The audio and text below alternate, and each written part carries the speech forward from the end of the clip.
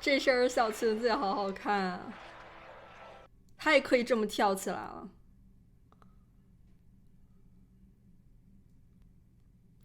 真的就像一朵花儿一样啊，小琪。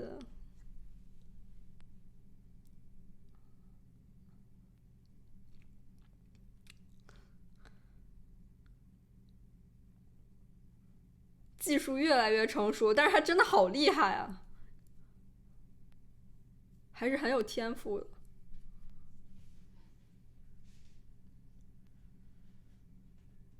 哦，大拳小拳。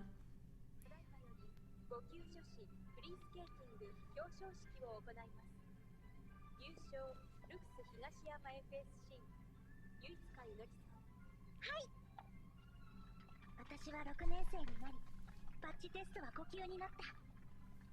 ヒカルちゃんと戦えるまであと1級。みのりちゃん。哦，这是上次那个不礼貌的小朋友。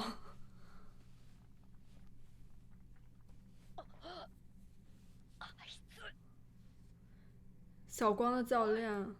ヒカルを置いて名古屋から出てけよ。このクソじじい。お前がいなくてもヒカルはメダリストになれる。こそこそして試合にも来ないで何がコーチだよ。是觉得他不够上心吗？なんでヒカルのコーチしてる。生徒を育てたいわけでもなく、父さんみたいにスケートバカなわけでもないのに。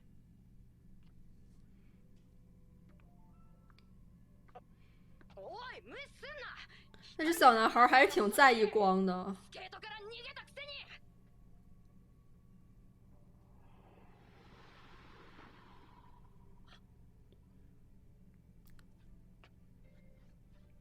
言われないとわからないのかな。ヒカルにとって一番邪魔なのは勘違いしてるお前だよ。他看上去确实有挺多误解的。感觉小光教练应该也是非常在乎滑冰舞台的，就是还不知道他经历了什么吧，还是很期待他的故事。3連続ジャンプにキャメルスピン。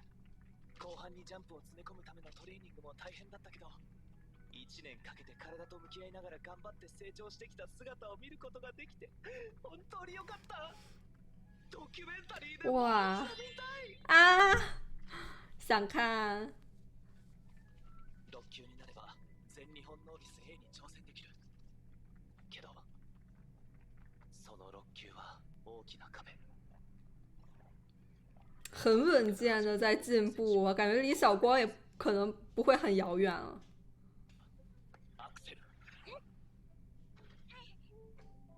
トーループ、サルコー、ループ、フリップ、ルッツの上に立つ最高難易度ジャンプ界のボス。6級合格には2回転のアクセル成功が必須だからだ。どうしても降りたら転んじゃう。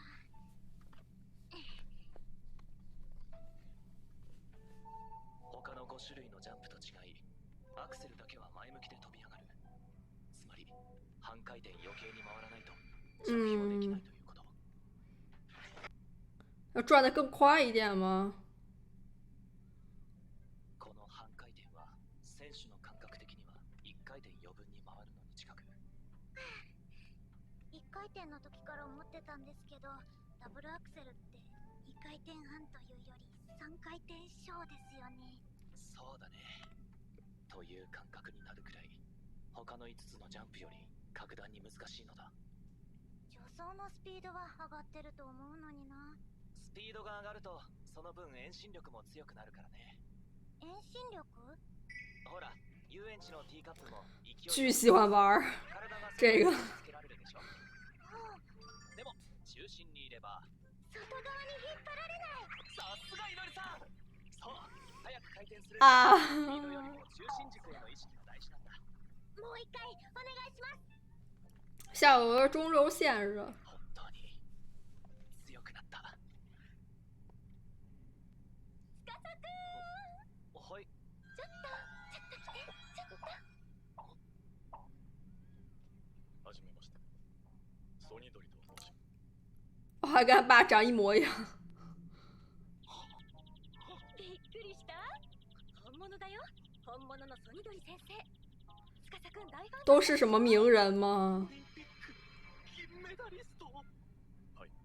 ですが、今日はコーチとしてではなく、保護者として伺いました。另一个徒弟了吗？こちらアシスタントコーチの秋浦地司です。この人はいつになって但私教练好可爱啊！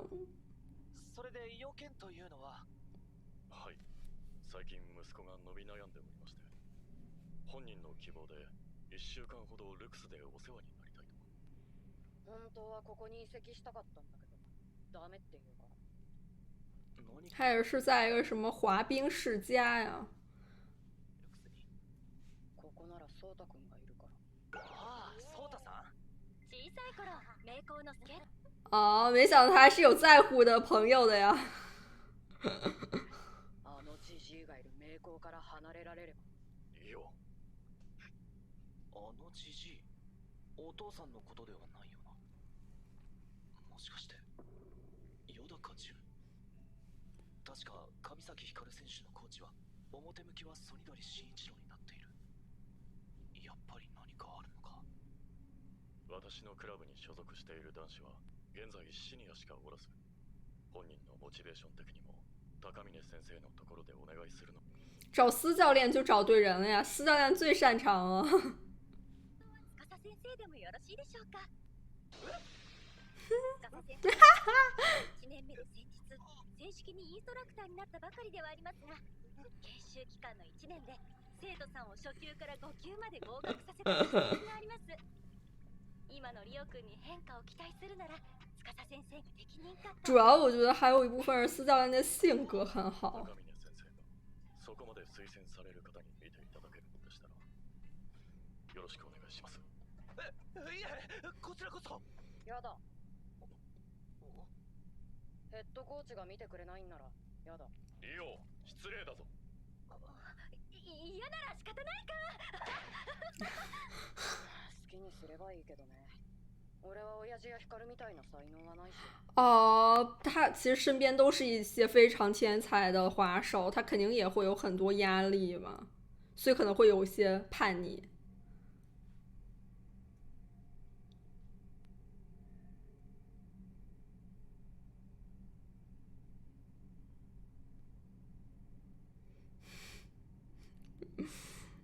啊，好大的压力呀！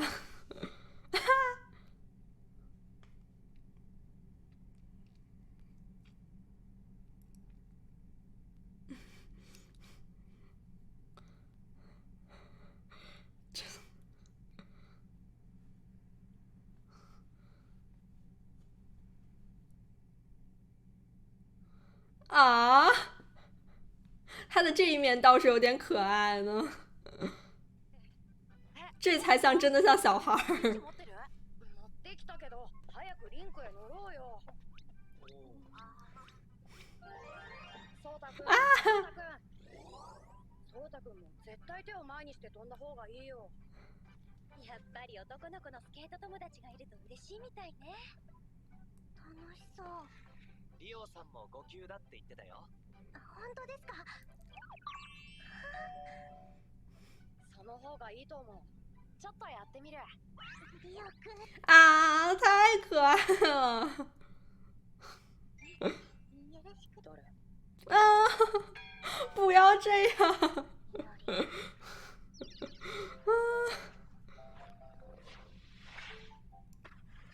哇，着氷後がスーッとよく伸びる綺麗なダブ好稳啊！を生かしたチェックポーズの美しさはお父さん譲り。そうなんですか？思い出すな。中学の頃夢中で見てたよ。高身長で高く飛びズバッと軸を決めるダイナミックな4回転のソニドリ先生とはジャンプの型が違うけどね。ただどちらにしろ腿部力量。少し軸を作るタイミングを早くできれば余裕もできるはず。私教练什么人形摄像机？ダブルアクセル飛べるんだ。別に。今の3回転飛べないと意味ないから。要求很高，毕竟他身边都是很厉害的人。コンビネーション飛べないと合格できないし。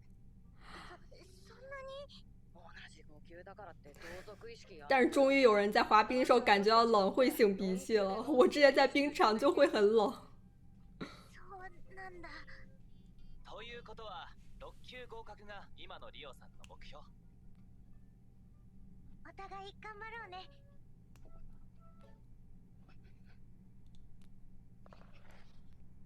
啊，小七明明就是像块小蛋糕一样，怎么能拒绝呢？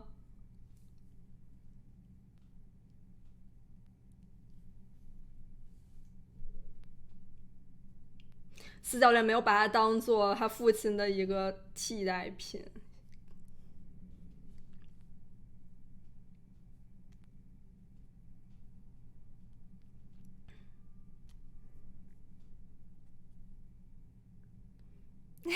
直球攻击。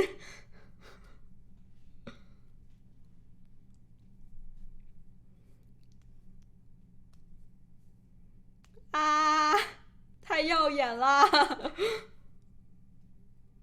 而且他的夸的不是很那种很 general 的，而是非常细节的点出了他优秀的不同的地方。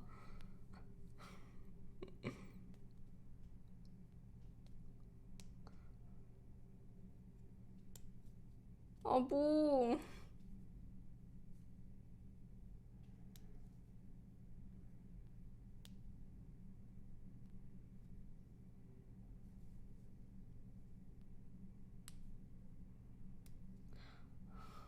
他明明都这么厉害了。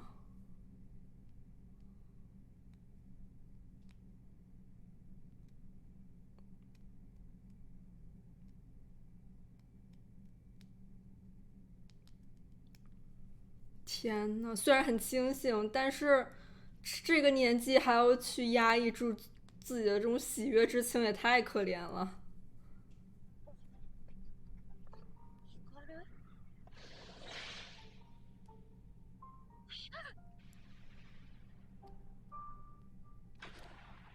哇！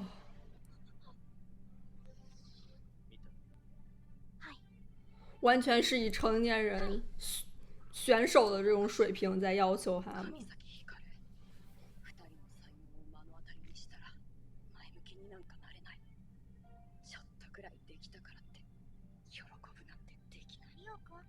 而且这即使是在圣诞节这样节日还在练习。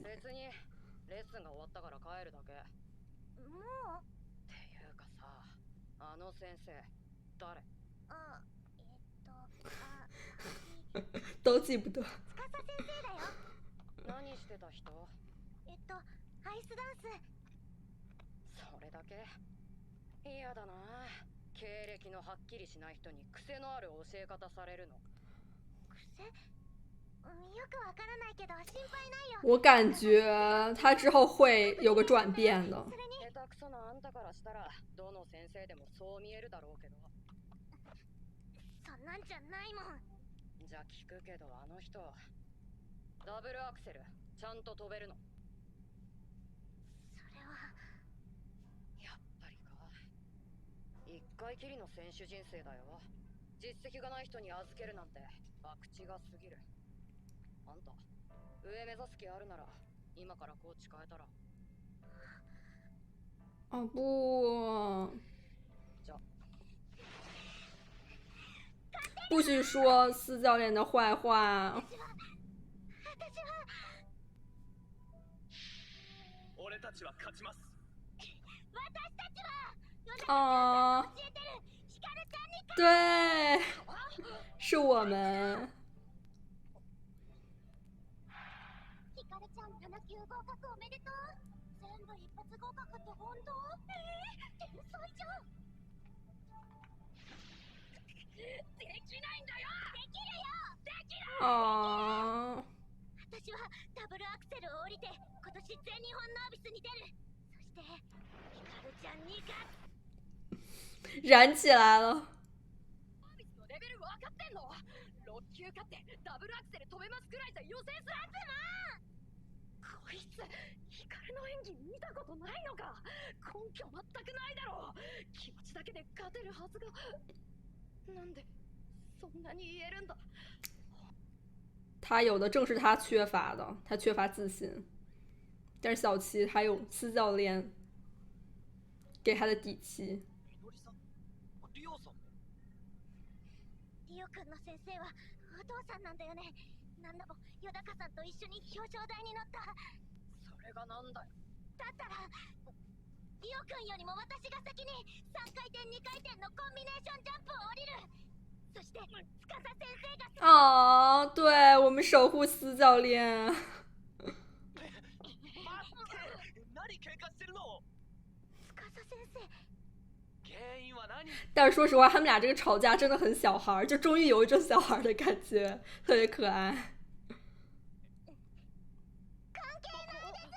啊！こいつ。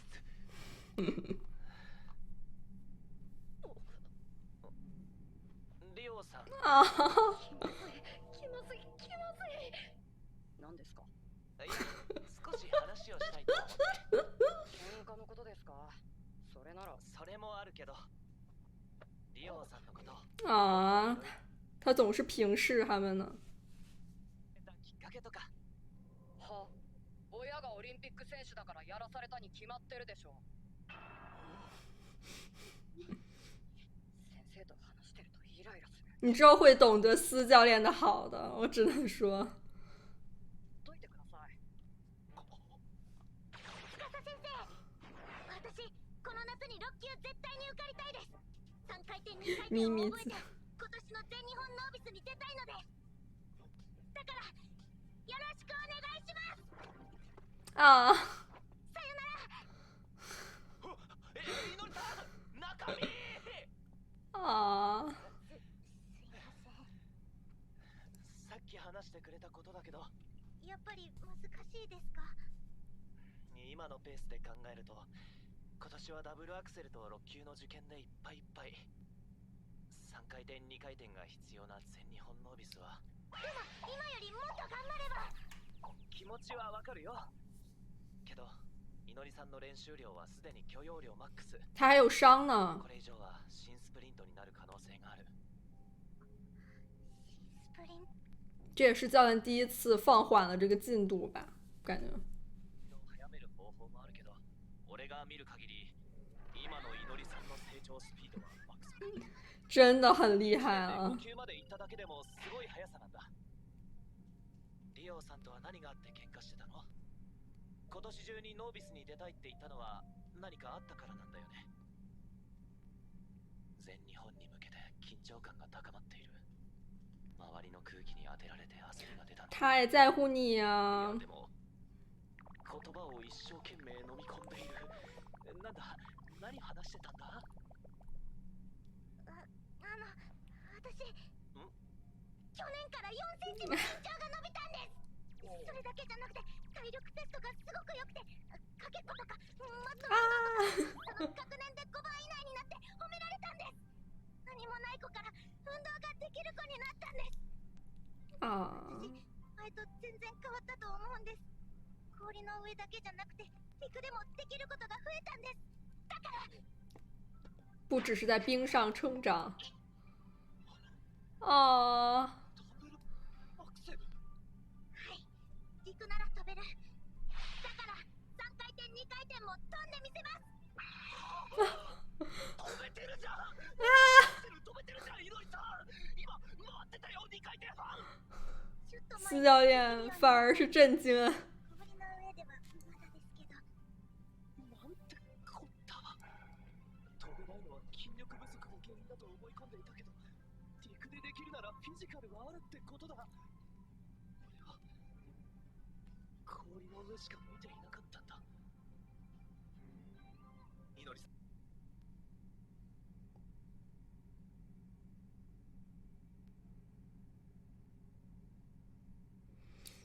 啊！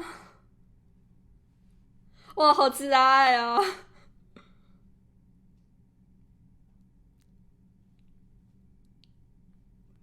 啊！特别特别好的。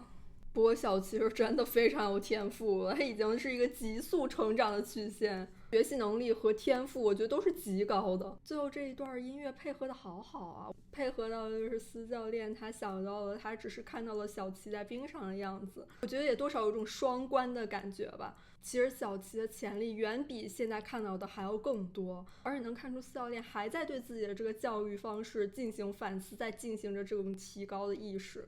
和这个旋律一起，就是呈现出来的是这种选手和教练之间的双向奔赴的一种感动吧。不过不得不说，我觉得应该在陆地上起跳比冰面上跳要难得多吧。就是陆地上都已经能跳，应该冰上是完全可以做到了，是太佩服小七了。这集也是了解到了更多关于李黄这个小男孩他的这个故事和他的背景吧。我觉得他也是处于在高压下不断的在压抑住自己的情绪，在不断的进步。他内心的这种焦灼感是完全可以理解的，他有太多需要去超越去并肩的这种对象和目标了。我真的特别喜欢就是李黄他内心其实是有非常多情绪很丰富的内心独白，然后呢一到真正他自己说话的时候又变回那种冷酷的感觉。其实能感觉得出来还只是不善言辞，或者说是他为了不表现出自己太多情绪极力的压制住了这些，而且能看出来他很习惯于这么做了，其实还是挺心疼的。而小孩也是有一套自己非常坚守的原则和底线，虽然现在还缺乏一些自信，但是他有一种不服输的劲儿。其实我觉得他真的就是遇到司教练是个非常好的 match， 因为司教练会把他的一些正面情绪能引导出来，这真的是司教练最擅长的呢。希望李黄也早一点就是恢复一些自信吧，他感觉真的被打击久了。还挺喜欢看到就是李黄他跟小男孩相处的很不错，而且就甚至声线都变软起来了。本身他身边都是要么天赋太高的这种滑手，要不就是成年人吧，所以能有同龄同性别的小孩跟他一起玩到一块儿，真的是多少能把他从这种高压的环境下稍微能释放出来一会儿吧。当然这季最喜欢的还是我们小齐为了维护为了守护我们司教练迎难而上，告诉李黄不要小看我们的羁绊。而小齐他燃起的这个斗志不光是他自己要赢，而且是不想让司教练被人看不起嘛。而且这一点小齐还埋藏于心，不知道什么时候司教练才会发现。那这期就到这结束了，我们下次再见啦，拜拜。